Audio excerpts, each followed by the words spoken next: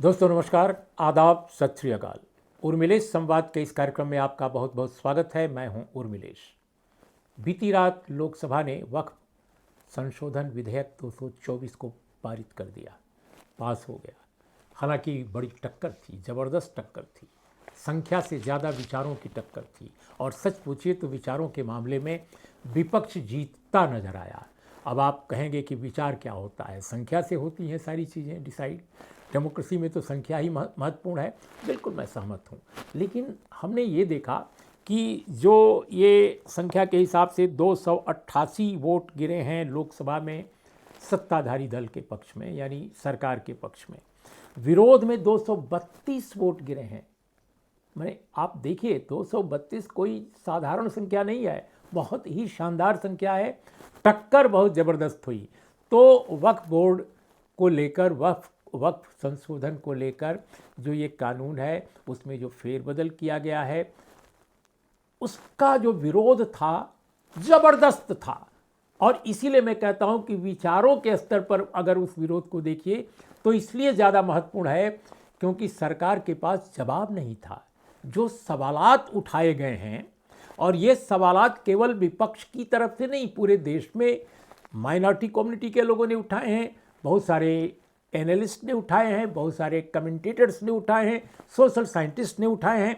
उनका जवाब सरकार ने ठीक से नहीं दिया है। ये बात आप ज़रूर मानेंगे जब मैं ब्यौरेवार आपको बताऊंगा। दोस्तों, हमें किसी भी कानून को कैसे देखना चाहिए। मैं लंबे समय तक भारत की संसद को कवर करता रहा हूँ, विधानमंडलों को कवर करता रहा हूँ।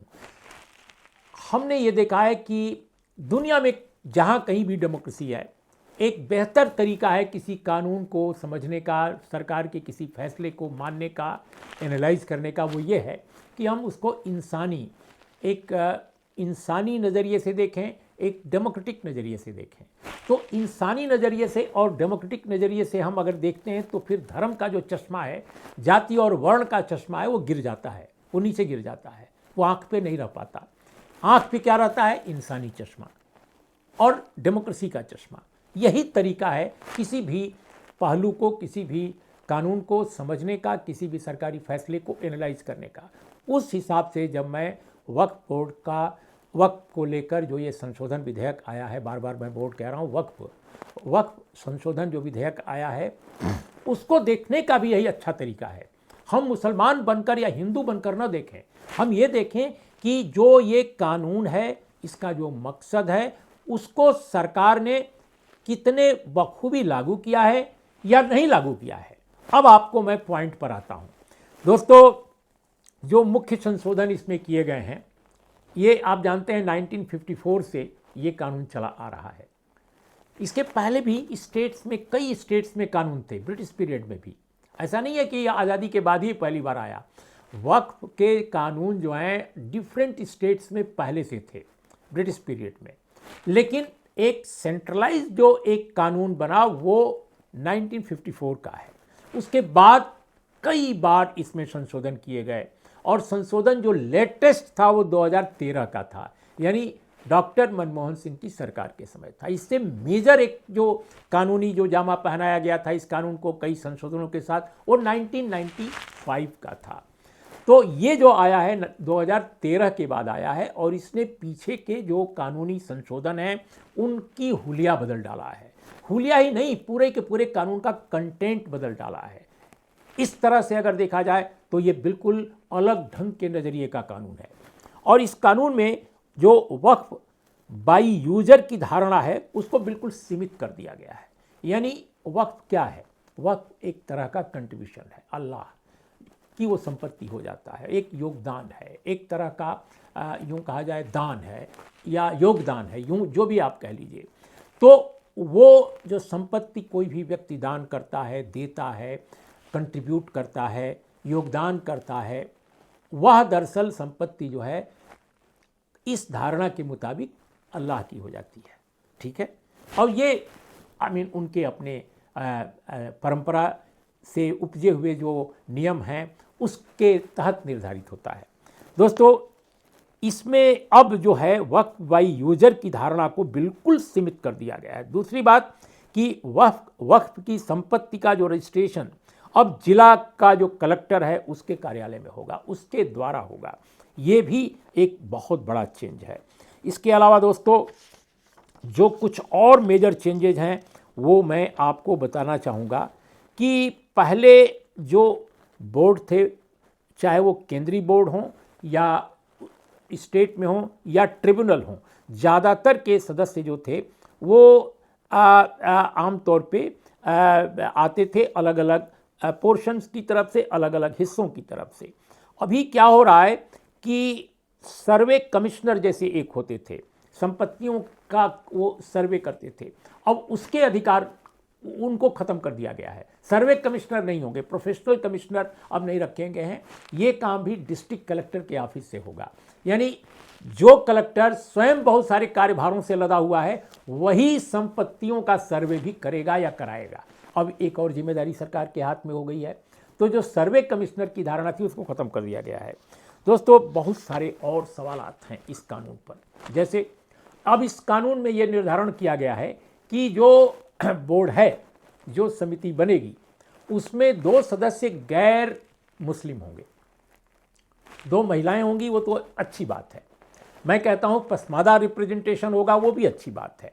लेकिन 2 गैर मुस्लिम, अब इसको लेकर बहुत ज़्यादा बावेला है, बहुत ज़्यादा विवाद है।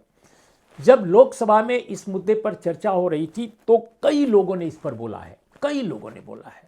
मैं नाम सबका नहीं ले पाऊंगा क्योंकि बहुत संक्षेप में मुझे अपनी बात कहनी है। लेकिन जो बहुत महत्वपूर्ण बात कही कांग्रेस पार्टी के 2 नेताओं ने, एक तो गौरव गोगोई और दूसरे जो सज्जन हैं केसी वेणुगोपाल। केसी वेणुगोपाल कभी कभी बहुत अच्छा बोलते हैं, वो बहुत अच्छे वक्ता तो नहीं हैं, हालांकि कांग्रेस पार्टी के बहुत बड़े नेता हैं, वो आजकल महासचिव हैं, संगठन मामलों के प्रभारी हैं, राहुल गांधी के बड़े करीबी हैं। लेकिन कल उनका जो भाषण था बड़ा नपातुला था, पॉइंटेड था। और उन्होंने कहा कि भाई आपने 2 नॉन मुस्लिम को रखने का फैसला किया है इसमें, तो आप ये बताइए कि क्या वैष्णो देवी मंदिर ट्रस्ट में या केरल जहाँ से मैं आता हूँ वहाँ के देवास्वम बोर्ड में कोई गैर हिंदू हो सकता है? कोई गैर हिंदू तो नहीं है। तो वैष्णो देवी ट्रस्ट के नियम के मुताबिक तो चेयरमैन जो होता है वहाँ पर ट्रस्ट का वो एलजी होता है, या जब पहले एलजी नहीं था तो सीधे गवर्नर होता था, जब फुल फ्लेजेड एक स्टेट था जम्मू कश्मीर। अभी एलजी होता है और उसमें यह भी नियम है कि अगर एलजी के पद पर कोई मुस्लिम बैठेगा तो वो नहीं होगा, फिर एलजी को नामांकित करना पड़ेगा किसी हिंदू को। तो जब हिंदू को रखा जाता है तो आखिर क्या वजह है कि सिर्फ मुस्लिम कम्युनिटी के लिए जो ये वक्फ बोर्ड है उसमें आप 2 नॉन मुस्लिम को रख रहे हैं? ये कौन सी बात है? जब भारत के किसी भी धर्म में ऐसा नहीं है कि उसके धार्मिक स्थल को नियंत्रित करने वाला, संचालित करने वाला, उसकी संपत्तियों के संचालन करने वाला कोई भी ट्रस्ट या कोई भी कमेटी या कोई भी बोर्ड, अगर उसमें कोई उस धर्म के अलावा बाहर के किसी धार्मिक समुदाय का व्यक्ति अगर मेंबर नहीं बनाया जाता है, तो आखिर क्या बात है कि हमारी सरकार ने मुस्लिम कम्युनिटी से जुड़े इस वक्फ बोर्ड में 2 लोगों को, मुस्लिम कम्युनिटी से बाहर के 2 लोगों को रखने का प्रावधान किया है? इसका कोई जवाब सरकार के पास नहीं था, सिवाय इसके कि जो कहा गया है कानून के अंदर ही कि डाइवर्सिटी लाने के लिए। कमाल की बात है, डाइवर्सिटी लाने की बात आप करते हैं और इतनी बड़ी पार्टी जो देश की सरकार चला रही है वो लोकसभा में एक उसका मेंबर भी कम्युनिटी से नहीं है, मुस्लिम कम्युनिटी से एक मेंबर भी नहीं है। तो जो पार्टी मुसलमान को टिकट तक नहीं देती, मुस्लिम कम्युनिटी के लोगों को, और टिकट अगर बाई चांस कभी दे भी दिया हो तो आमतौर पे वो जीतने की स्थिति में नहीं होता है और नॉमिनेट भी उसको नहीं किया जाता है आमतौर पे। कभी यदा कदा हुआ, हाल के दिनों में तो कई लोग जो पहले राज्यसभा में नॉमिनेट हो जाते थे उनको भी नहीं दिया इस बार।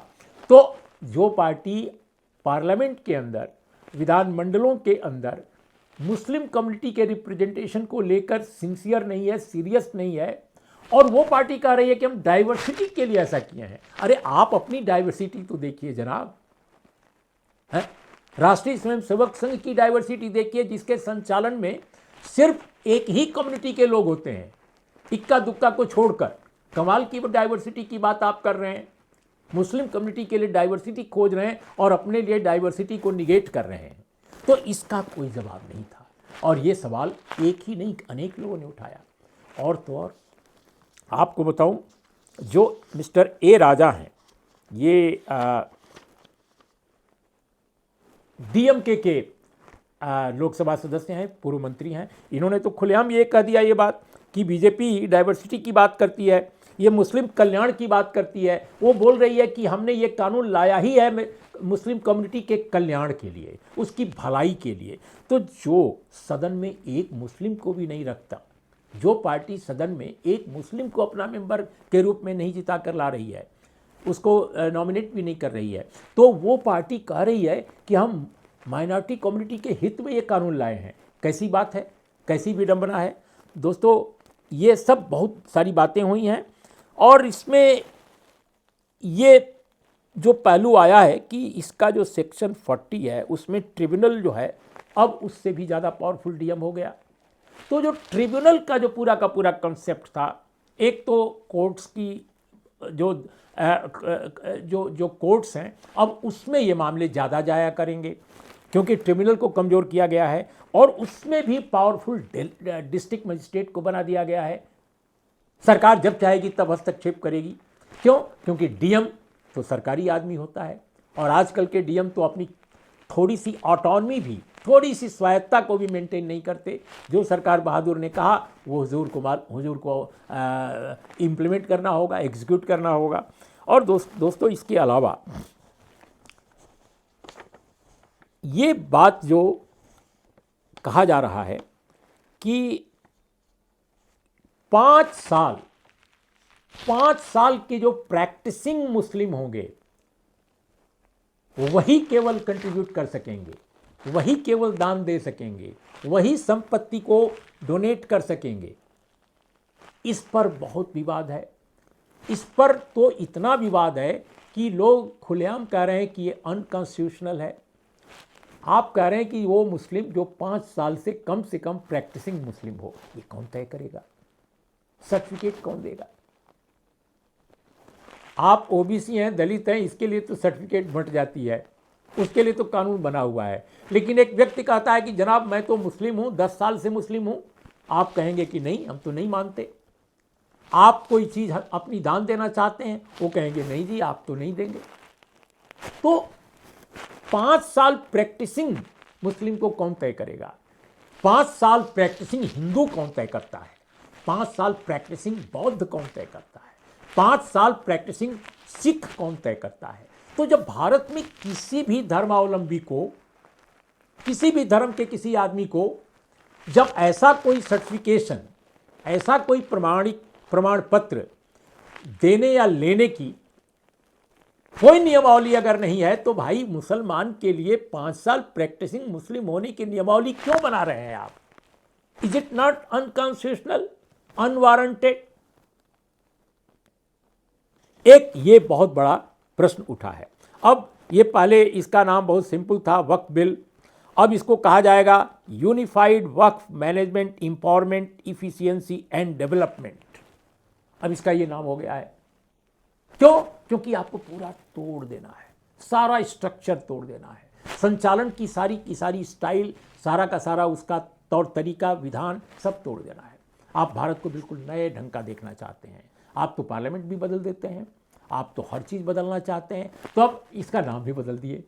अब आपने शहरों का नाम बदला, सड़कों का नाम बदला, गाँवों का नाम बदल रहे हैं, तो ठीक है इसका भी नाम बदल दिया। तो आप अब इसका नाम होगा unified Waqf management empowerment efficiency and development. Short form होगा उम्मीद।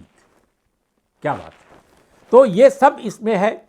और मैं समझता हूँ कि एक बहुत बड़ा प्रश्न जो केसी वेणुगोपाल और गौरव गोगोई के अलावा समाजवादी पार्टी के बड़े नेता अखिलेश यादव, जो पार्टी के अध्यक्ष हैं, पूर्व मुख्यमंत्री हैं, और उत्तर प्रदेश में सबसे अधिक सीटें जीतने वाली पार्टी के नेता हैं, उन्होंने एक सवाल उठाया कि भाई इस बिल को ड्राफ्ट करने में, इस बिल में जो इनकॉर्पोरेट किए गए हैं सजेशंस या प्रावधान, उनके लिए क्या किसी मुस्लिम ऑर्गेनाइजेशन, मुस्लिम इंटेलेक्चुअल्स या मुस्लिम कम्युनिटी के लोगों से क्या कोई परामर्श हुआ?